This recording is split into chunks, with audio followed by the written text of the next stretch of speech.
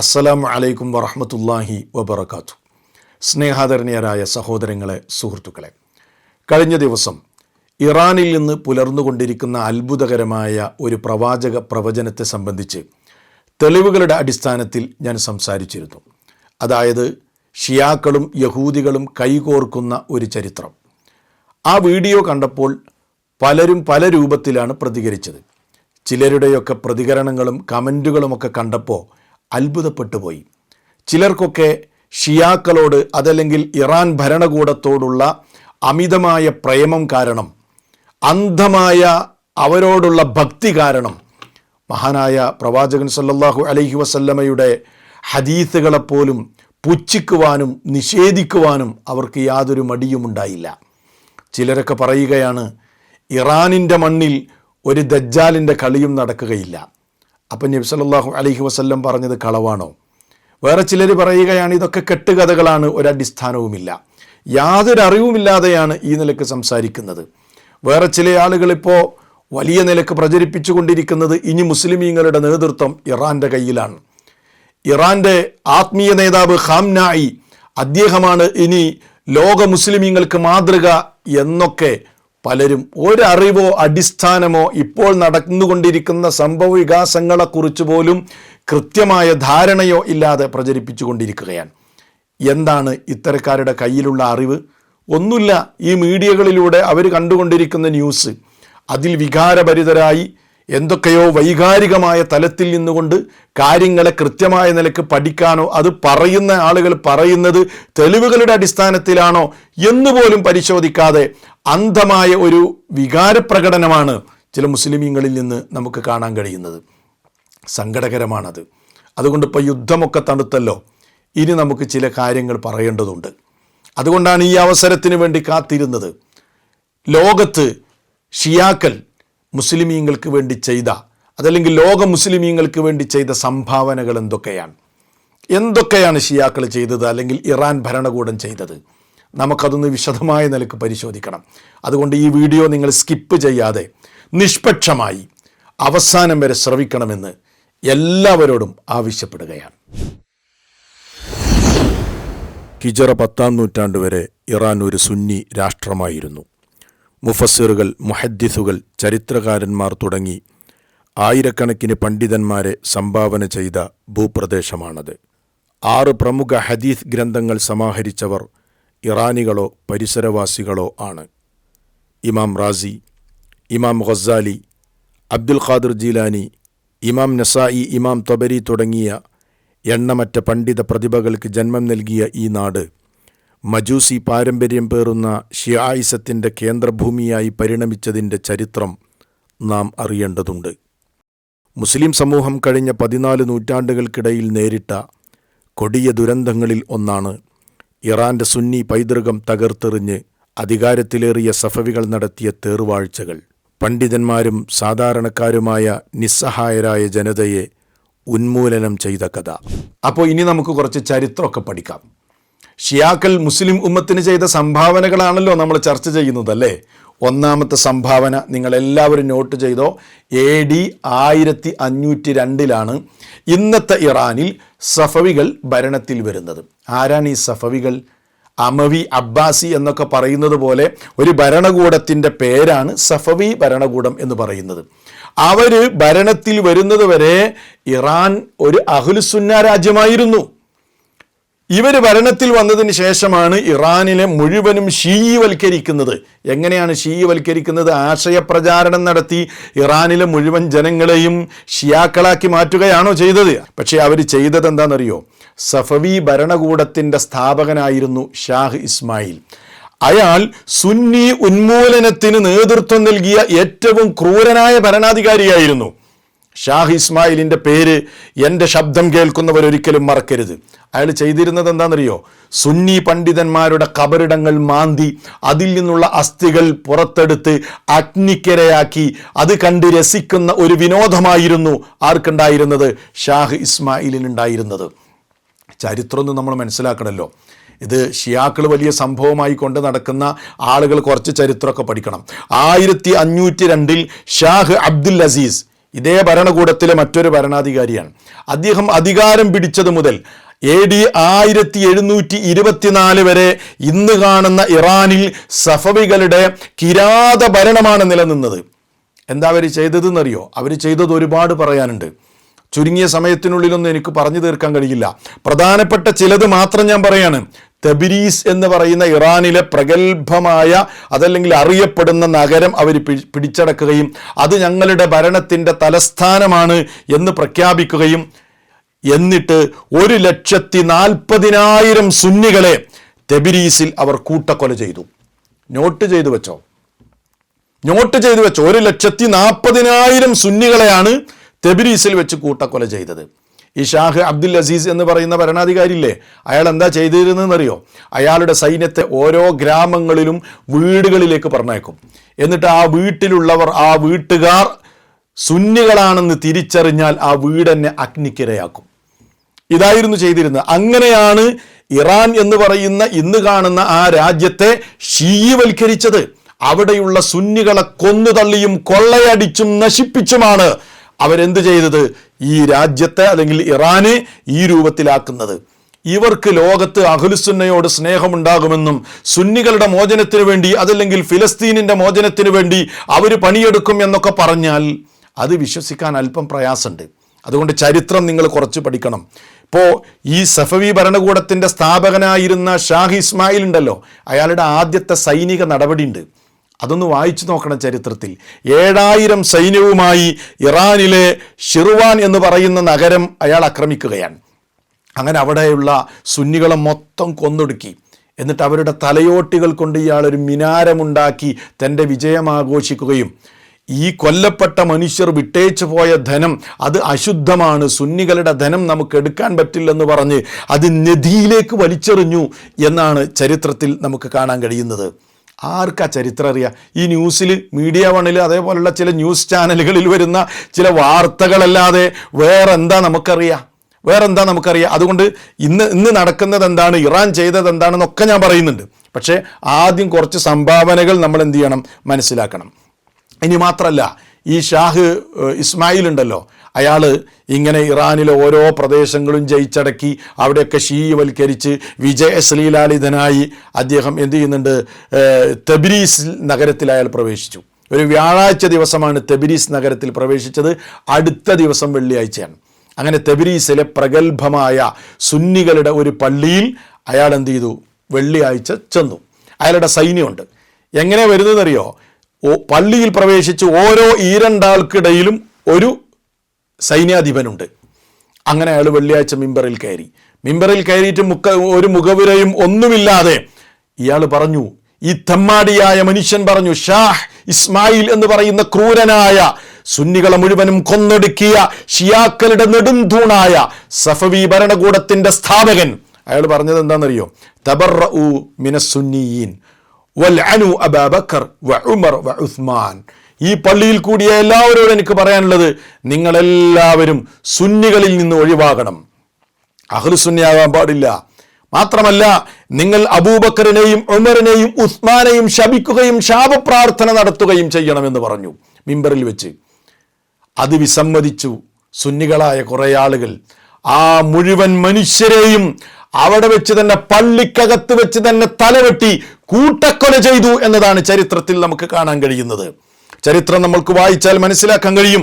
ആ ജുമുഅ നടക്കുന്ന പള്ളി അത് മാറ്റപ്പെട്ടു. ഇലാ ബറകത്തിൻ മിനദ്ദമ, രക്തപങ്കിലമായ ഒരു കുളമായി രക്തം ചാലിട്ടൊഴുകാൻ തുടങ്ങി.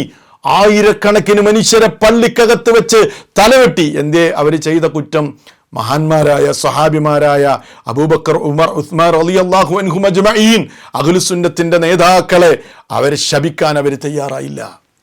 അതിൻ്റെ പേരിൽ കൊന്നു എന്നാണ്. ഇതൊക്കെ ഞാൻ വെറുതെ പറയുന്ന ചരിത്രമല്ല. ആർക്കെങ്കിലും അങ്ങനെ തോന്നുന്നുണ്ടോ? അങ്ങനെ തോന്നുന്നുണ്ടെങ്കിൽ നിങ്ങൾക്ക് പരിശോധിക്കാം. നിങ്ങൾക്ക് ഗൂഗിൾ ചെയ്ത് നോക്കാം. ആധികാരികമായ പുസ്തകങ്ങൾ നിങ്ങൾക്ക് പരിശോധിക്കാം. ഇപ്പം ഞാൻ തന്നെ നിങ്ങൾക്ക് പറഞ്ഞു തരാം. ഇപ്പം നിങ്ങൾ ഈ കാണുന്ന ഇറാൻ അസ്സഫവിയ കൈഫ സാറൽ ഇറാനിയൂൻ ഷിയ അസഫവിയ എന്ന് പറയുന്ന ഈ പുസ്തകം വായിച്ചു നോക്കുക. അറബി അറിയുന്നവർക്ക് കൃത്യമായി ഈ കൊന്നുതള്ളിയ ചരിത്രം നമുക്ക് കാണാൻ കഴിയും. മാത്രമല്ല, പ്രഗത്ഭനായ ചരിത്രകാരൻ നിക്കി കെഡ്ഡി എന്ന് പറയുന്ന ചരിത്രകാരൻ, അദ്ദേഹത്തിന് ഇറാനുമായി ബന്ധപ്പെട്ട പല പഠനങ്ങളുമുണ്ട്. അതിൽ 1-2 പുസ്തകങ്ങൾ ഞാൻ സൂചിപ്പിക്കാൻ ആഗ്രഹിക്കുകയാണ്. Iran and Muslim world resistance and revolution എന്ന് പറയുന്ന ഈ പുസ്തകം, ഇത് വായിച്ചാലും നിങ്ങൾക്ക് ഈ ചരിത്രം കാണാൻ കഴിയും. അതേപോലെ തന്നെ religion and rebellion in Iran എന്ന് പറയുന്ന ഈ പുസ്തകം വായിച്ചാലും നിങ്ങൾക്ക് ഇത്തരം സംഗതികളെക്കുറിച്ച് കൃത്യമായ ധാരണയുണ്ടാകും. ഇപ്പോൾ മനസ്സിലായില്ലേ, ഇവർ മുസ്ലിം സമൂഹത്തിൻ്റെ സംരക്ഷകരാണോ അതോ മുസ്ലിം സമൂഹത്തിൻ്റെ കൊലയാളികളാണോ എന്ന്. ഇവർ നൽകിയ സംഭാവനയുടെ ഒരു ഉദാഹരണം മാത്രമാണ് ഞാൻ പറഞ്ഞത്. ബാക്കിയുള്ള ഉദാഹരണം നമുക്കിനിയും പരിശോധിക്കാം. AD 1507 ഇറാഖിൽ ഷാഹ് ഇസ്മായിൽ ആക്രമിച്ചു കടന്ന് ഭീകരതാണ്ഡവമാടി. കണ്ണിൽ കണ്ടവരെ മുഴുവനും വെട്ടിവീഴ്ത്തി. സുന്നി പണ്ഡിതരെയും ഗുരുക്കന്മാരെയും തിരഞ്ഞു പിടിച്ചു കൊന്നു. ഇമാം അബൂ ഹനീഫയുടെയും ഷെയ്ഖ് ജീലാനിയുടെയുമൊക്കെ ഖബറുകൾ മാന്തി മൂത്രമൊഴിക്കാൻ തെമ്മാടികളെ ഏർപ്പാടാക്കി. പള്ളികൾ, മദ്രസകൾ, ചരിത്ര സ്മാരകങ്ങൾ എല്ലാം തകർത്തു. ഷാഹ് ഇസ്മായിൽ 10 ലക്ഷത്തിൽ പരം സുന്നികളെയാണ് കൊലപ്പെടുത്തിയത്. 221 വർഷത്തെ കിരാത ഭരണത്തിന് ശേഷം 1722 സഫവി ഭരണകൂടത്തിന് അന്ത്യം കുറിച്ചു. AD 1979 ആയത്തുള്ള ഖുമൈനിയുടെ നേതൃത്വത്തിൽ 2ാം സഫവി ഭരണകൂടം ഇറാനിൽ നിലവിൽ വന്നു. ഇറാനിലെ സുന്നികളെ അടിച്ചമർത്താനും അയൽ രാഷ്ട്രങ്ങളുടെ സമാധാന ജീവിതം തകർക്കാനും അത് കാരണമായി. 1979 ഖുമൈനിയുടെ നേതൃത്വത്തിലുള്ള വിപ്ലവത്തിൽ സുന്നികളും പങ്കെടുത്തിരുന്നു. വിപ്ലവാനന്തരം രൂപീകരിക്കപ്പെടുന്ന ഭരണകൂടത്തിൽ സുന്നികൾക്ക് തുല്യ പദവികൾ ലഭിക്കുമെന്ന് അവരെ ബോധ്യപ്പെടുത്തി. വിപ്ലവാനന്തരം രാഷ്ട്രത്തിൻ്റെ ഔദ്യോഗിക മതം ഇസ്ന അശരിയ എന്ന ഷീഈ ആശയധാരയാണ് എന്ന് പ്രഖ്യാപിക്കപ്പെട്ടു. എതിർത്തവരെ രാജ്യദ്രോഹ കുറ്റം ചുമത്തി തിരഞ്ഞുപിടിച്ച് ജയിലിലടച്ചു. പിന്നെ തൂക്കിലേറ്റുകയും ചെയ്തു. 1988 മാത്രം 30,000 സുന്നി ചെറുപ്പക്കാരെ കഴുമരത്തിലേറ്റുകയുണ്ടായി. 1980 മുതൽ നീണ്ട 8 വർഷങ്ങൾ ഇറാൻ ഇറാഖ് യുദ്ധം അയൽ രാജ്യം പിടിച്ചെടുക്കാനുള്ള തങ്ങളുടെ ഐഡിയോളജിയുടെ ഭാഗമായിരുന്നു അത്. 2011 വരെ അയൽ രാജ്യങ്ങൾക്കെതിരിൽ നിഴൽ യുദ്ധം നടത്തി. ഷിയ വിശ്വാസിയായ ഏകാധിപതിയായ സിറിയയിലെ ബഷാറുൽ അസദിനെ കുറിച്ച് നിങ്ങൾ കേട്ടിട്ടില്ലേ? ബഷാറുൽ അസദിൻ്റെ കിരാതമായ ഭരണത്തിൻ്റെ കീഴിൽ ഞെരിഞ്ഞമർന്ന് ജനങ്ങൾ സഹികെട്ടപ്പോൾ ജനകീയ വിപ്ലവം പൊട്ടിപ്പുറപ്പെട്ടു സിറിയയിൽ. ഈ വിപ്ലവം പൊട്ടിപ്പുറപ്പെട്ടപ്പോൾ ഈ ക്രൂരനായ ഈ തെമ്മാടിയായ ഭരണാധികാരിയെ താങ്ങി നിർത്താൻ വേണ്ടി ഇറാൻ എന്താ ചെയ്തതെന്നറിയോ? ഇറാൻ്റെ മുഴുവൻ സൈനിക സംവിധാനങ്ങളെയും വിട്ടുകൊടുത്ത് ആ പാവപ്പെട്ട ജനങ്ങളെ, അവിടെയുള്ള അഹ്ലുസുന്നയെ ഇറാൻ്റെ ഒത്താശയോടുകൂടെ സഹായത്തോടുകൂടെ കൊന്നൊടുക്കി. പ്രിയപ്പെട്ടവരെ, നമ്മൾ മനസ്സിലാക്കണം, ഇവർ ഫലസ്തീൻ്റെ രക്ഷയ്ക്ക് വരുമോ? നിങ്ങൾ ശരിക്കും മനസ്സിലാക്കുക. ഏതൊക്കെ സംവിധാനങ്ങളാണ് വിട്ടുകൊടുത്തതെന്നറിയോ? ഫൈലഖുൽ ഖുദ്സ് എന്ന് പറയുന്ന ഇറാൻ്റെ സംവിധാനം, ഇറാൻ നാഷണൽ ഗാർഡ് എന്ന് പറയുന്ന ഇറാൻ്റെ വലിയ സൈനിക സംവിധാനം, അതേപോലെ ലബനാനിലെ ഷിയി സായുധ സംഘമായ ഹിസ്ബുള്ളയെ, യമനിലെ കലാപകാരികളായ ഹൂത്തികളെ, ഇവർക്കൊക്കെ ആയുധം കൊടുത്ത് സിറിയൻ ജനതയെ അടിച്ചമർത്തുകയും കൊന്നെടുക്കുകയും ആ നാട്ടിൽ നിന്ന് അവർക്ക് അഭയാർത്ഥികളായി പോകേണ്ടി വരികയും ചെയ്ത ദുരന്തം നിങ്ങൾക്ക് ആർക്കെങ്കിലും അറിയോ? ചരിത്രം നിങ്ങൾ ആരെങ്കിലും പഠിക്കാൻ ശ്രമിച്ചിട്ടുണ്ടോ? അവസാനിച്ചിട്ടില്ല. എന്നിട്ടും ആ ജനകീയ സമരത്തെ അടിച്ചമർത്താൻ സാധിക്കാതെ വന്നപ്പോൾ, അത് ശക്തിപ്പെട്ടപ്പോൾ എന്താ ചെയ്തതെന്നറിയോ? ഇറാൻ റഷ്യക്ക് പണം കൊടുത്തു. എന്നിട്ട് റഷ്യ സിറിയയിൽ ബോംബിട്ട് അവിടെയുള്ള അഹ്ലുസുന്നത്തിനെ ഉന്മൂലനാശം വരുത്തി. അതൊന്നല്ല, അതിൽ സങ്കടകരമായൊരു കാര്യം എന്താണെന്നറിയോ? റഷ്യ 2000-ൽ പരം പുതിയ ആയുധങ്ങളാണ് സിറിയയിൽ ഉപയോഗിച്ചത്. ആർക്കെതിരിൽ നിന്നറിയോ?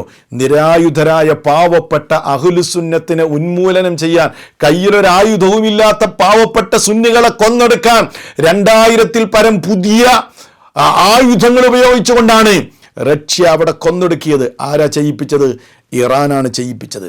നിങ്ങൾക്കറിയോ കണക്ക്? സിറിയയിൽ ഇറാൻ്റെ ഒത്താശയോടുകൂടി എത്ര മുസ്ലിമീങ്ങളെയാണ് കൊന്നൊടുക്കിയതെന്ന്? ഇതാ കണക്ക് പിടിച്ചോ. 10 ലക്ഷം പേരെയാണ് കൊന്നത്. 10 ലക്ഷം പേരെയാണ് ബഷാറുൽ അസദ് ഇറാൻ ഭരണകൂടത്തിന്റെ സഹായത്തോടുകൂടെ കൊന്നൊടുക്കിയത്. 1.5 കോടി ജനത ആ നാട് വിട്ട് അഭയാർത്ഥികളായി പോകേണ്ടി വന്നു എന്ന് മാത്രമല്ല, 1000-ൽ പരം സുന്നി മസ്ജിദുകൾ ബോംബിട്ട് തകർത്തു. അതുകൊണ്ട് അവസാനിച്ചില്ല. 10,000 കണക്കിന് ജനങ്ങളെ ജയിലിലടച്ച് പീഡിപ്പിച്ചു. പ്രകാശം കാണാത്ത ഭൂമിക്കടിയിൽ അണ്ടർഗ്രൗണ്ടിൽ ജയിലുകളുണ്ടാക്കി ഒരുപാട് വർഷക്കാലം ആ ജയിലിനകത്ത് ലോകം കാണാതെ എവിടെയാണ് ഇരിക്കുന്നത് എന്ന് പോലും തിരിച്ചറിയാതെ അവിടെ കഴിഞ്ഞുകൂടേണ്ടി വന്ന പീഡനത്തിൻ്റെ കഥകൾ നിങ്ങൾക്കറിയോ സുഹൃത്തുക്കളെ? നമ്മൾ മനസ്സിലാക്കണമല്ലോ ഇതൊക്കെ, ഇല്ലേ? അവസാനം ബഷാറുൽ അസദിൻ്റെ ഭരണകൂടം താഴെ വീണപ്പോൾ നിങ്ങൾ കണ്ടില്ലേ വിഷ്വൽസ്? സിറിയയിലെ ജയിലുകളിൽ നിന്ന് പുറത്തു വരുന്ന പാവപ്പെട്ട മനുഷ്യരുടെ ഹൃദയം പൊട്ടുന്ന രംഗങ്ങൾ നിങ്ങൾ കണ്ടിട്ടില്ലേ? ഏതാനും ചില രംഗങ്ങൾ നിങ്ങളൊന്ന് കണ്ടു നോക്കൂ.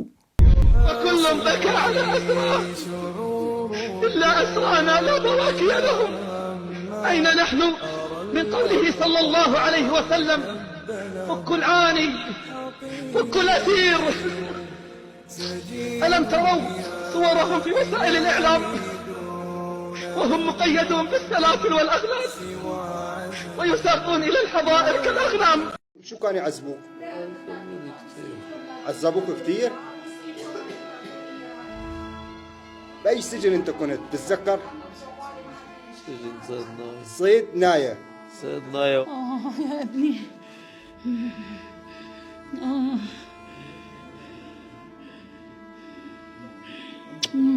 يحيى هذا حلف منك.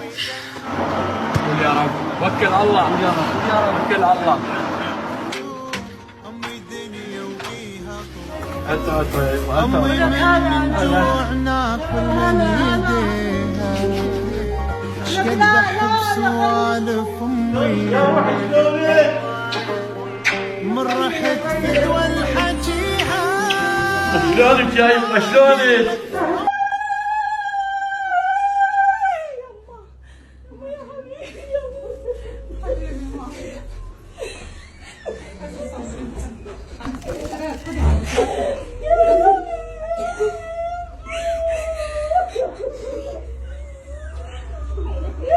رحلت وفي عيوني كل شوق إلى من طابت الدنيا معه وحيدا أشتكي بعدا وحزنا.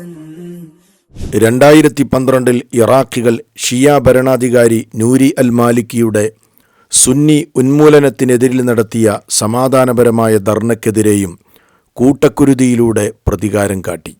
നൂരി അൽ മാലിക്കി 10 ലക്ഷം സുന്നികളെ ഇറാൻ ഭീകര ഗ്രൂപ്പുകളുടെ സഹായത്തോടെയാണ് കൊന്നൊടുക്കിയത്. ഇറാൻ ആത്മീയ നേതാവ് നേരിട്ടയച്ച ഖാസിം സുലൈമാനിയുടെ നേതൃത്വത്തിലായിരുന്നു ഇത്. ഇനി എത്ര വേണം? ഇവർ കൊന്നൊടുക്കിയ ചരിത്രം ഇനി എത്ര വേണം? ഒരുപാടുണ്ട്, ഒരുപാട് പറയാനുണ്ട്. ഞാൻ ചുരുക്കുകയാണ്. ഇനിയും നമ്മുടെ അടുത്ത അവസരങ്ങളിൽ നമുക്ക് പറയാം. സൗദിയിൽ പലയിടങ്ങളിൽ ഇവർ നിഴൽ യുദ്ധം നടത്തി. അതുകൊണ്ടാണ് സൗദിയും ഇറാനും തമ്മിലുള്ള ബന്ധം മുമ്പൊക്കെ വഷളായത്. മാത്രമല്ല സൗദിയിലെ കിഴക്കൻ പ്രദേശങ്ങളിൽ ഭരണകൂടത്തിനെതിരെ കലാപം ഇളക്കിവിടുകയാണ് ഷിയാക്കൾ നിരന്തരമായി ചെയ്തുകൊണ്ടിരിക്കുന്നത്. നമുക്കറിയാവുന്ന കാര്യമാണ്. മാത്രമല്ല 1987 ഹജ്ജിനിടയിൽ ഇവർ പ്രകടനം നടത്തി, ഹജ്ജ് കുളമാക്കാൻ വേണ്ടിയുള്ള ശ്രമങ്ങൾ നടത്തി. പക്ഷെ സൗദി അതൊക്കെ അടിച്ചമർത്തി. മാത്രമല്ല യമനിലെ കലാപകാരികളായ ഹൂത്തികളെ ഇളക്കിവിട്ട് ഹറമിലേക്ക് മിസൈൽ തൊടുത്തുവിടുകയാണ്. മുസ്ലിമീങ്ങളുടെ ഖിബിലയായ പരിശുദ്ധ കഅബയെയും മസ്ജിദുൽ ഹറാമിനെയും തകർക്കാൻ വേണ്ടി നിരന്തരമായി ഹൂത്തികൾ മിസൈലുകൾ തൊടുത്തുവിടുകയാണ്. ആരാണ് അതിൻ്റെ പിന്നിൽ പ്രവർത്തിക്കുന്നത്? ഇറാനാണ്. അതെ, മുസ്ലിമീങ്ങളുടെ രാജ്യങ്ങളും അവരുടെ ഖിബിലയും അവരുടെ ആരാധനാലയങ്ങളും ഒക്കെ തകർക്കുകയും എല്ലാം തങ്ങളുടേതായ ഐഡിയോളജിയുടെ കീഴിൽ വരുത്താൻ വേണ്ടി നിരന്തരമായ പോരാട്ടം നടത്തിക്കൊണ്ടിരിക്കുകയാണിവർ. എന്നിട്ട് ഇവർ ലോകത്ത് മുസ്ലിമീങ്ങളുടെ സംരക്ഷകരായി വരികയും എന്നിട്ട് കുറേ വികാരജീവികളായ ആളുകൾ ഇതിൽ പെട്ടുപോകുകയും ചെയ്യുന്നത് കാണുമ്പോൾ സങ്കടകരമായൊരു സംഗതിയാണ്. അതുകൊണ്ട് ചരിത്രം നമ്മൾ ശരിക്കും മനസ്സിലാക്കേണ്ടതുണ്ട്. അതുകൊണ്ട് ഒന്നേ പറയാനുള്ളൂ, ഇറാൻ്റെ കൈകളിൽ ചോര പുരണ്ടിരിക്കുന്നു. എത്ര കഴുകിയാലും ആ ചോരയുടെ കറ മായ്ക്കാനാകുകയില്ല. അത് നമ്മൾ തിരിച്ചറിയണം. അപ്പോൾ പിന്നെ നിങ്ങളുടെ മനസ്സിൽ ഉള്ള ചോദ്യം, ഇപ്പോൾ ഇസ്രായേലിനെ ഇറാൻ ആക്രമിച്ചില്ലേ, അതുകൊണ്ട് ഇത് അറബ് രാജ്യങ്ങൾക്കൊന്നും ചെയ്യാൻ പറ്റാത്തൊരു കാര്യമല്ലേ? അവിടെയും നമ്മൾ വിവേകത്തോടു കൂടെയാണ് കാര്യം മനസ്സിലാക്കേണ്ടത്. ഇറാൻ എപ്പോഴാണ് ഇസ്രായേലിനെ ആക്രമിച്ചത്? എപ്പോഴാണ് ആക്രമിച്ചത്? ഫലസ്തീൻ്റെ വിഷയത്തിലാണോ ആക്രമിച്ചത്?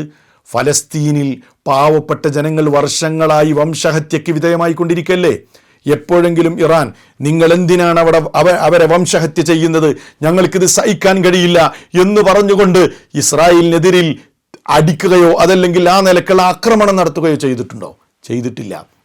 പിന്നെ എപ്പോഴാണ് ഇവരുടെ രാജ്യത്തെ കടന്നാക്രമിച്ചപ്പോൾ അവർ തിരിച്ചടി നൽകി. എന്താ ഇവിടെ മാറ്റർ? ഫലസ്തീനാണോ മാറ്റർ? അല്ല, മറിച്ച് യുറേനിയ സമ്പുഷ്ടീകരണമാണ്, ആണവോർജവുമായി ബന്ധപ്പെട്ട കാര്യമാണ്. അതാണ് ഇവിടെ മാറ്റർ. അപ്പോൾ തങ്ങളടിച്ചപ്പോൾ അവർ തിരിച്ചടിച്ചു. എന്നിട്ട് അത് ഞങ്ങൾ മുസ്ലിമീങ്ങളുടെ സംരക്ഷകരാണെന്ന പ്രചാരണം ലോകത്ത് പലരും നടത്തിക്കൊണ്ടിരിക്കുകയാണ്. സ്വാഭാവികമായും മുസ്ലിമീങ്ങളുടെ ശത്രുവിനാണ് അടികിട്ടിയത്. മുസ്ലിമീങ്ങളുടെ എക്കാലഘട്ടത്തിലുമുള്ള ജൂതരാജ്യമാകുന്ന ശത്രു തെമ്മാടി രാജ്യത്തിനാണ് അടികിട്ടിയത്. സംശയമല്ല, മുസ്ലിമീങ്ങൾക്കൊക്കെ അതിൽ സന്തോഷം ഉണ്ടാവും, യാതൊരു സംശയവും അതിലില്ല. നമ്മളെല്ലാവരും സന്തോഷിക്കുന്നു. അത് ഇനി ഇറാനല്ല, വേറൊരു അമുസ്ലിം രാജ്യം ഇസ്രായേലിനെ പോയി അടിച്ചാലും നമ്മളൊക്കെ സന്തോഷിക്കും. അത് അത്രമാത്രം അതിനെ കാണേണ്ടതുള്ളൂ.